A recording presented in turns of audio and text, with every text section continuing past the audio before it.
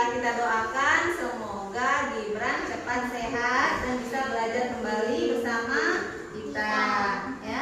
Sekarang ibu tanya, perlengkapannya sudah siap? Sudah. Sudah belajar? Sudah. Mana bukunya?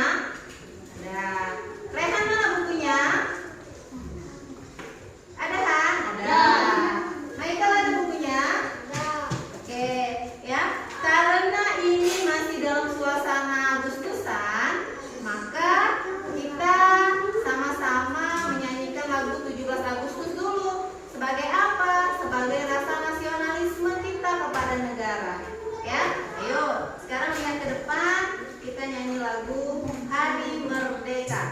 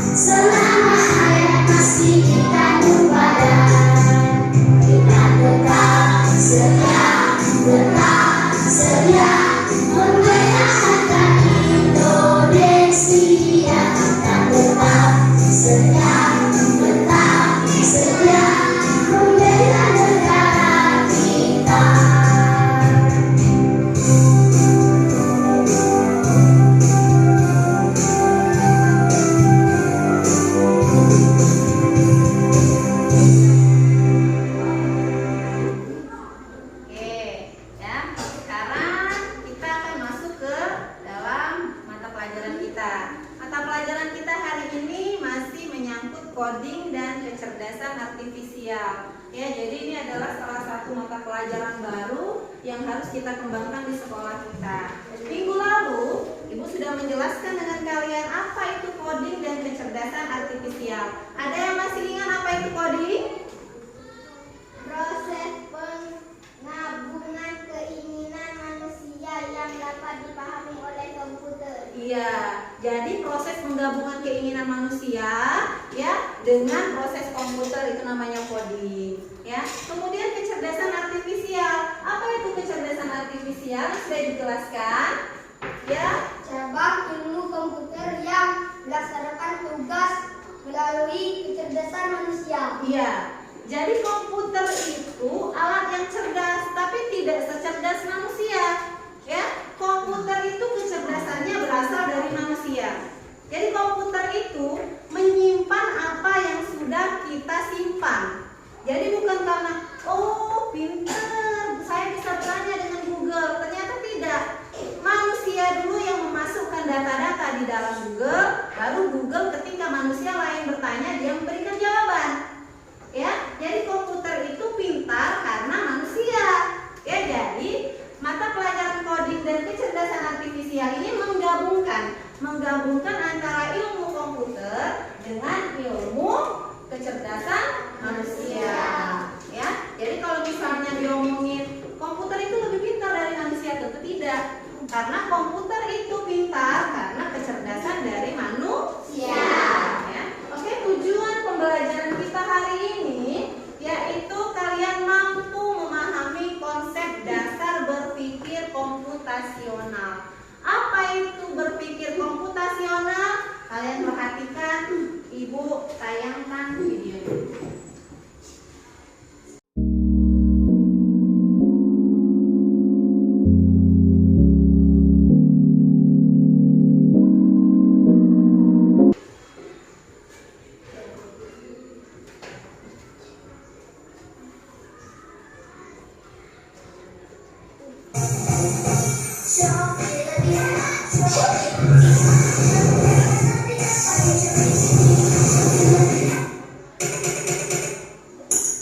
Pengenalan computational thinking.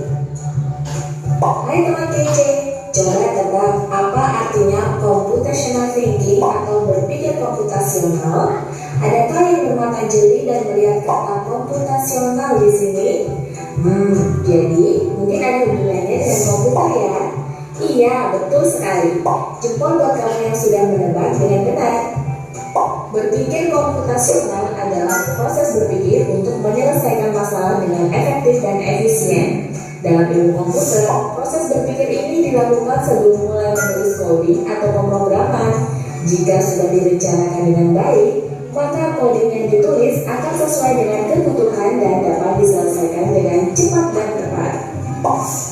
Tapi ternyata berpikir komputasional juga bisa dilakukan tanpa komputer dan tanpa internet loh. Malah sebenarnya kita pun sudah menerapkannya dalam kehidupan sehari-hari, mulai dari membuat sendiri, mencatat tugasan pelajaran, hingga menyiapkan tas untuk sekolah besok. Wah, kalau kita sudah bisa menerapkannya setiap hari, berarti kita semua sudah mahir dong. Belum tentu. Coba-coba kalian menerapkan berpikir komputasional pada masalah yang sederhana. Masih banyak nih masalah yang lebih kompleks, seperti misalnya mengatur keuangan bulanan, apa yang harus dilakukan kalau kamu tersesat di tempat baru, hingga memilih jurusan dan karir. Lalu yang lebih penting lagi, ketika kamu dewasa nanti, kamu akan menghadapi era industri 4 dan bahkan 5. Di sini kamu perlu kecepatan untuk memanfaatkan dunia digital, mulai dari mencari dan memilah informasi yang kamu perlukan, hingga menggunakan informasi itu untuk membuat keputusan penting dalam hidupmu. Menghadapi masalah kompleks kehidupan di masa sekarang dan masa depan ini mirip seperti merencanakan coding yang sudah dibahas sebelumnya. Kuncinya adalah memahami masalah dengan tuntas dan mencari cara menyelesaikan yang efektif dan efisien.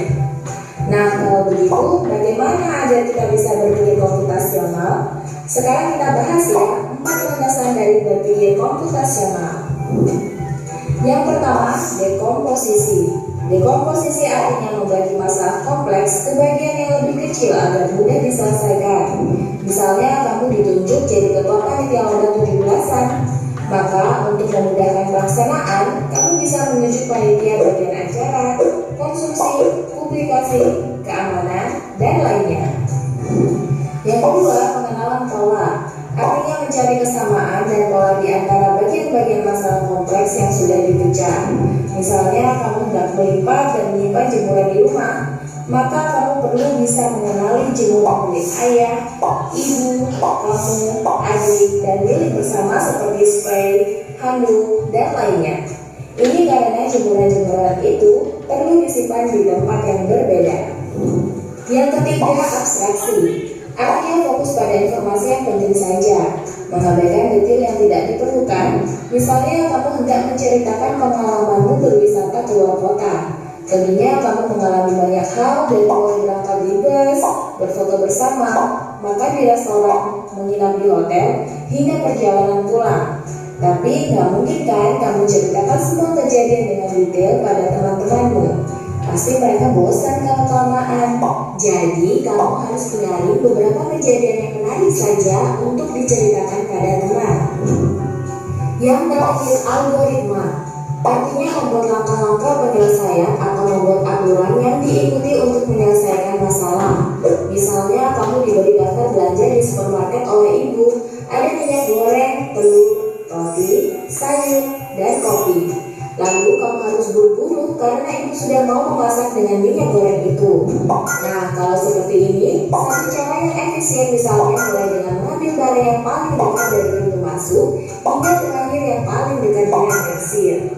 Nah, itu dia 4 landasan berpikir komputasional yang perlu diterapkan untuk memecahkan masalah yang kompleks. Lalu berikutnya, apakah ada cara untuk mengasah kemampuan berpikir komputasional? Tentu ada. Selain bisa coba kamu terapkan ke masalah sehari-harimu, kamu bisa juga latihan soal untuk mengasahnya. Misalnya, gurumu akan memberikan soal-soal computational thinking di mata pelajaran matematika, bahasa Indonesia, dan IPAS dalam kurikulum mereka. Selain itu, kamu bisa ikut tantangan bebas Indonesia juga. Yuk coba simak satu contoh soal computational thinking. Dalam BIS studi wisata, ada 3 kelompok anak yang akan diantarkan ke 3 tujuan berbeda. BIS berhenti pertama di restoran, lalu hotel, dan terakhir di museum. Hanya ada 1 tempat penyimpanan koper di samping bis yang hanya bisa dibuka dari 1 pintu. Sopir bis ingin mengatur koper-koper penumpang hingga mudah dikeluarkan. Bantu supir bis menentukan urutan memasukkan koper-koper itu ke dalam tempat penyimpanan. Pertanyaan, koper kelompok anak yang mana yang dimasukkan terakhir? A. Anak yang ingin pergi ke museum. B. Anak yang ingin pergi ke restoran. C. Anak yang ingin pergi ke hotel. Atau D. Yang mana pun boleh. Soal ini diadaptasi dari challenge.bebas.org. Kalau kamu tahu, coba ya dijawab di kolom komentar. Kejar cita, kejar ilmu, raih cita.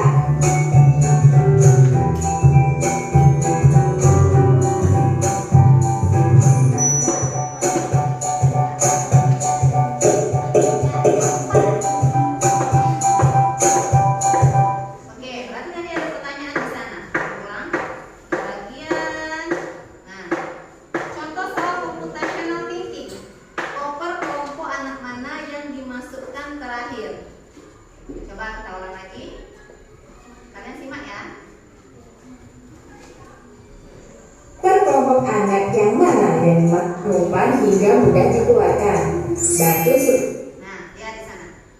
Dalam bus studi wisata ada 3 kelompok anak yang akan diantarkan ke 3 tujuan yang berbeda. Bus pertama berhenti di restoran, kemudian ke hotel, lalu terakhir di museum. Ya, hanya ada 1 tempat penyimpanan koper di samping bus yang hanya bisa dibuka dari 1 pintu. Jadi sopir busnya ingin mengatur koper-kopernya. Nah, pertanyaannya tadi, ingat ini, bus berhenti pertama di restoran, kedua dia berhenti di hotel, ketiga dia berhenti di museum. Oke, pertanyaannya, koper kelompok anak mana yang dimasukkan terakhir? Yang mau pergi kemana? Museum. Iya. Mengapa dia pergi yang terakhir, yang bagian museum yang harus diletakkan? Karena yang museum yang terakhir diantar. Iya, karena yang terakhir pergi itu ke museum. Kalau misalnya kita meletakkan yang hotel di bawah sekali, maka bagaimana nanti kita harus mengacak-acak dulu tempat penyimpanannya. Ya, jadi yang terakhir diletakkan itu yang ke museum, kemudian diletakkan lagi yang berangkat ke hotel, kemudian ke restoran. Kenapa? Karena yang turun ke restoran itu turun yang pertama, sehingga tasnya diletakkan di atas sekali, jadi enak. Nah, letaknya. Ada yang paham? Paham? Oke. Kalau kalian sudah paham di sini soalnya yang ini, sekarang coba kalian membentuk kelompok. 1 orang 4 kelompok, berarti Rehan pindah ke sini. Ya. Di sini Ibu ada salah satu LKPD tentang berpikir komputasional. Jadi berpikir komputasional tadi ada 4 dasarnya. Ya, ada 4 landasan berpikir komputasional. Apa sih berpikir komputasional itu? Berpikir secara komputer. Berpikir secara komputer. Oke. Ya.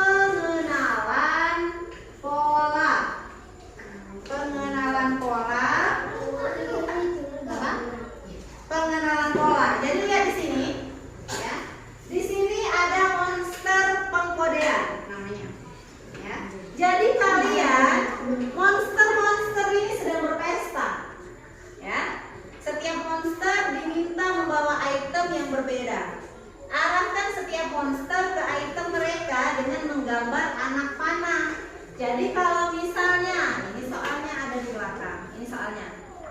Monster yang pertama dia mau mengambil apa? Kue. Ulang tahun. Berarti monster yang pertama yang mana? Ini ya. Nah, bagaimana caranya monster ini berjalan ke kue ulang tahun? Menggunakan panah. Itulah namanya penggunaan pengolahan pola.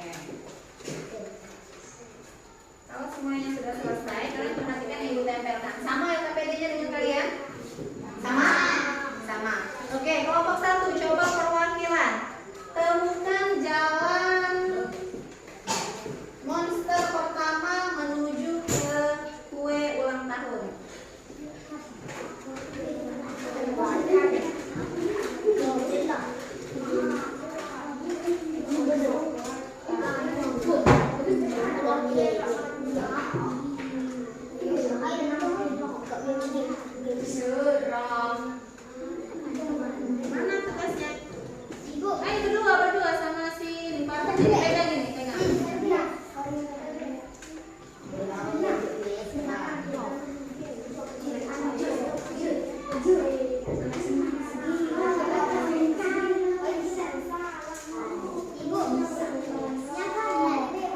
Ya.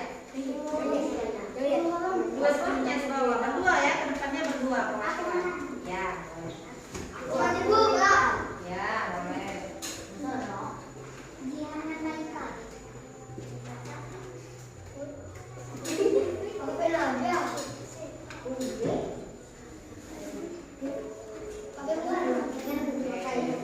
Mana yang nulis bawahnya? Langkah yang keduanya pakai tulis.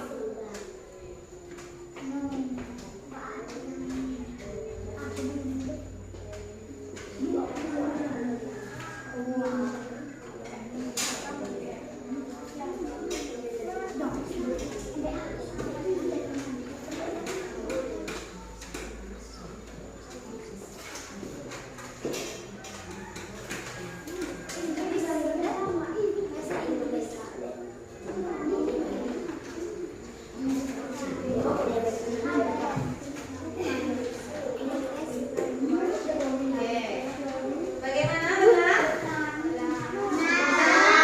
Berarti monster yang pertama untuk menuju ke kue ulang tahun dia melangkah dulu ke kiri 3 kali. 1, 2, 3. Kemudian dia naik ke atas. 1, 2, 3, 4. Berarti dia ada berapa langkahnya? 7. Ya, terima kasih. Tepuk tangan untuk kelompok 1. Sekarang kelompok 2. Coba. Kelompok 2.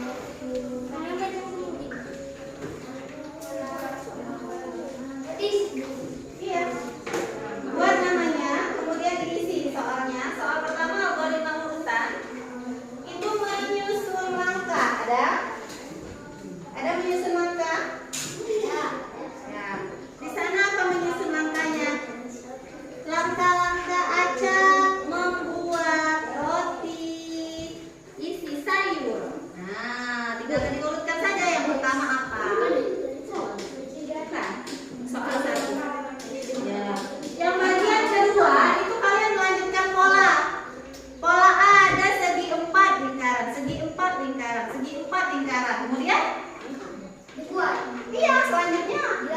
Ya, dilanjutkan seperti itu. Yang soal pertama, itu kalian itu kan acak. Cara menyusun roti, buat roti panggang tuh. Nah, yang mana? Iya, yang pertama apa? Tidak, bikin angka saja di situ. Yang pertama apa?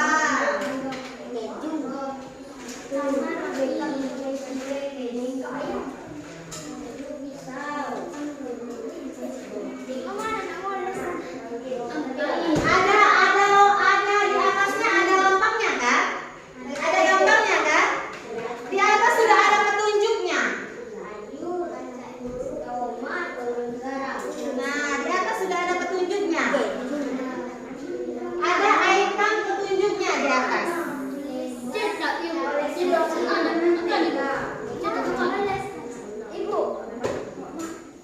Lihat dulu ya, perhatikan di sini. Sebelum kalian jawab, perhatikan.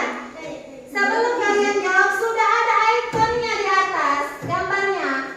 Ini urutan yang aslinya sudah ada tertera dengan icon, dengan apa simbol.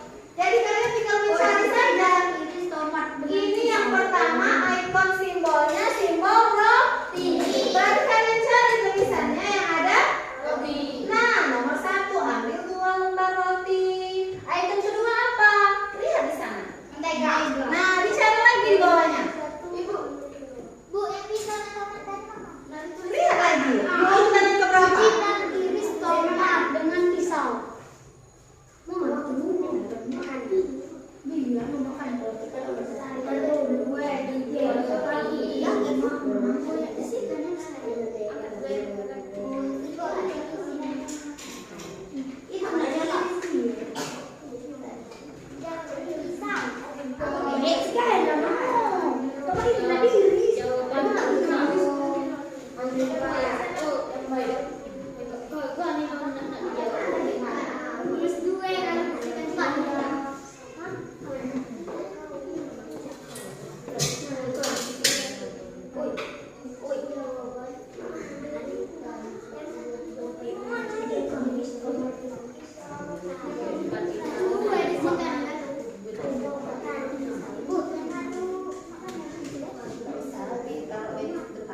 Ditaruh di atas urutannya ya. Diletakkan di atas urutannya ya. Nomor 1 2 ya. Tidak usah tulis di sini. 1 ini 2 ya. Tulis di dalam tanda kurungnya saja. Yo, yang mana pertanyaannya?